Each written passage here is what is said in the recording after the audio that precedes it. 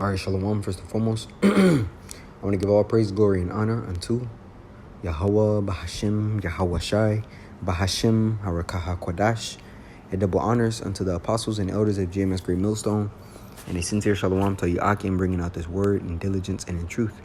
Hey, now I want to grab this precept here in the Book of Wisdom of Solomon, the 7th chapter, because it's going to stem to the point of the lesson, which is in Proverbs, the 30th chapter, and around the 28th verse, right?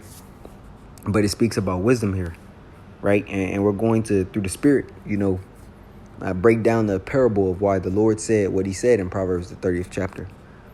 But it takes, as the scripture says, the Most High, he showeth his secrets unto his servants, the prophets, man, right? The wisdom of Yahweh Bashim Yahshai is within his men, right? So this is Wisdom of Solomon 7, and I want to start off here at 10.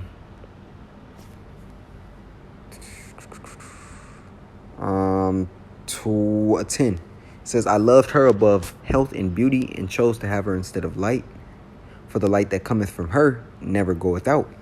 All good things together came to me with her, and innumerable riches in her hands, right? King Solomon desired wisdom, and the Lord gave him forth the kingdom, right? It says, and I rejoiced in them all, because wisdom goeth before them, and I knew not that she was the mother of them, right?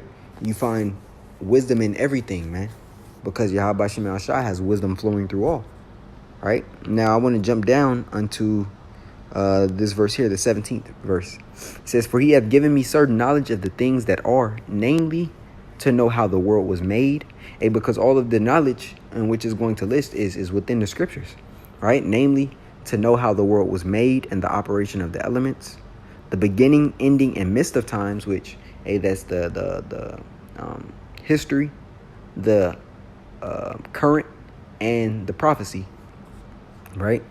Which is the current is the midst of times, the ending is prophecy. It says the alterations of the turning of the sun and the change of seasons, the circuits of years and the position of stars, the natures of living creatures, which this is a point right here, the natures of living creatures and the furies of wild beasts, the violence of winds and the reasonings of men, the diversity of plants and virtues of roots. In the spirit, the New York elder brothers just went in to, the health benefits of, exercising and diet. This was earlier this week, probably 2 days ago. It says, in all such things as are either secret or manifest, them I know. And why? For wisdom, which is the worker of all things, taught me.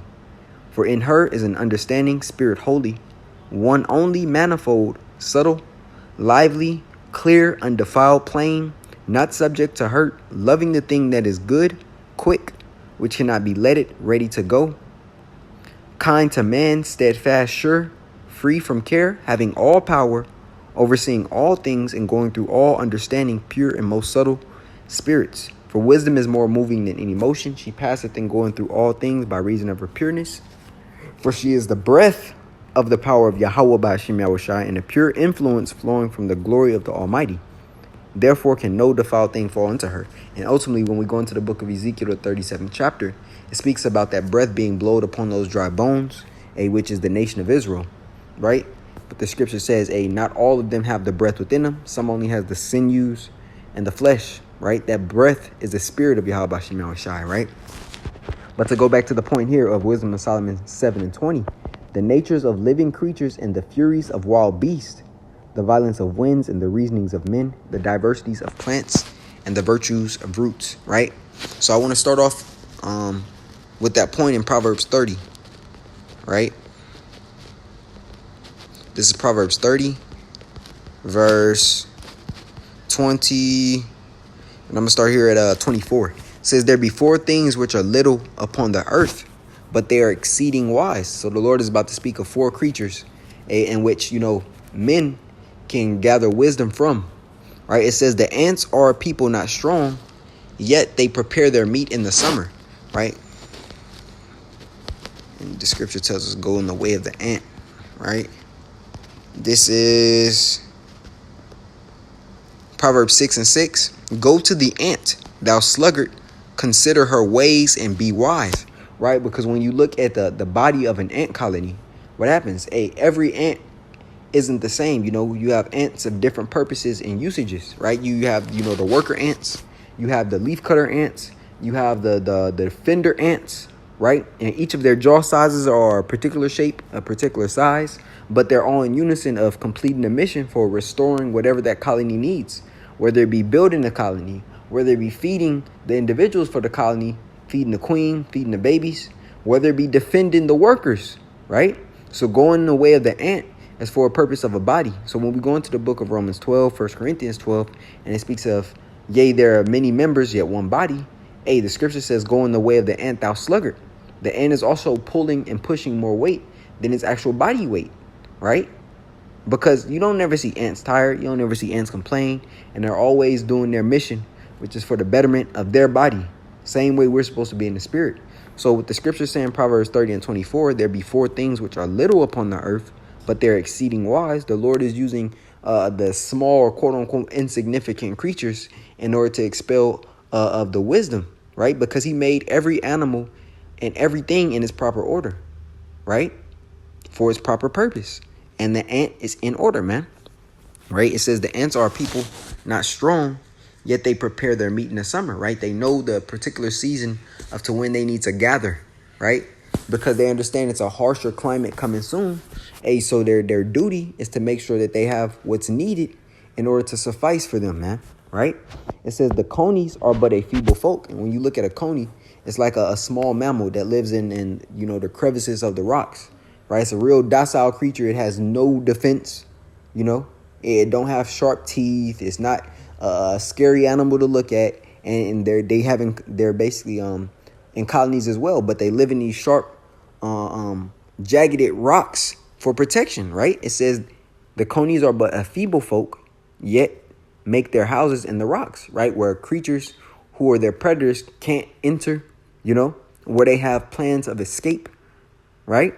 It says the locusts have no king, yet they go forth, all of them by bands, right? When you take a look at a locust colony, when they're moving in formation across crops, you see all the locusts going into one direction. You know, locusts aren't spreading off and breaking off to try to singly destroy a crop. No, they do it as one unit, right? And then this the point, 28. The spider taketh hold with her hands as in the, and in, it's like I'm read that again. The spider taketh hold with her hands and is in king's palaces. And it's the spirit, because the elders of Dallas brought this out a couple weeks ago in their live stream, speaking about spiders and in palaces. So through the spirit, you know, I want to go in some research on this exact topic, man, because it's been popping up, you know, a lot lately, man, right? So it says the spider taketh hold with her hands and is in king's palaces. And when you take a look at the significance of spiders, which I have this video here that I want to show, right? And I'm gonna play it again. Salakia. It's right here. It says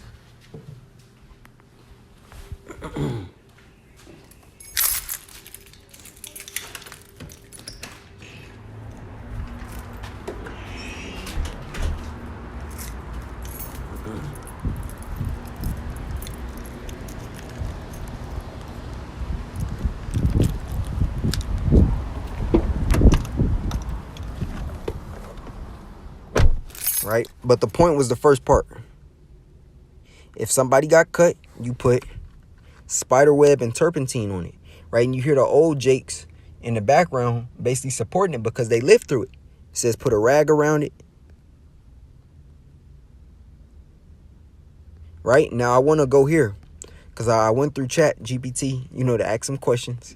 And also there's some facts on it as well, right? So I said the significance, why weren't spiders killed in palaces? It says the phrase, why weren't spiders killed in palaces, can be interpreted in a few different ways, literally, symbolically, or historically, right? Now let's go into the literal or historical cultural context.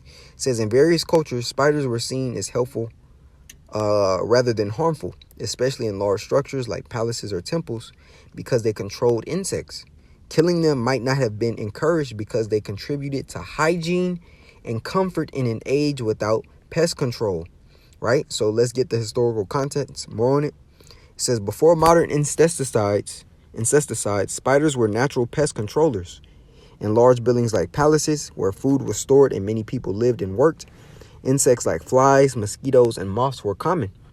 Spiders helped reduce these pests, so they were often tolerated or even appreciated. Right now, it goes into some heathenistic customs of Jake, really people worshiping these animals, right? Worshiping the creature more than creator. Let's see. Then it gives here. I believe it was some more here. Salakia. Oh, actually, I looked up. It was some stuff on spiders.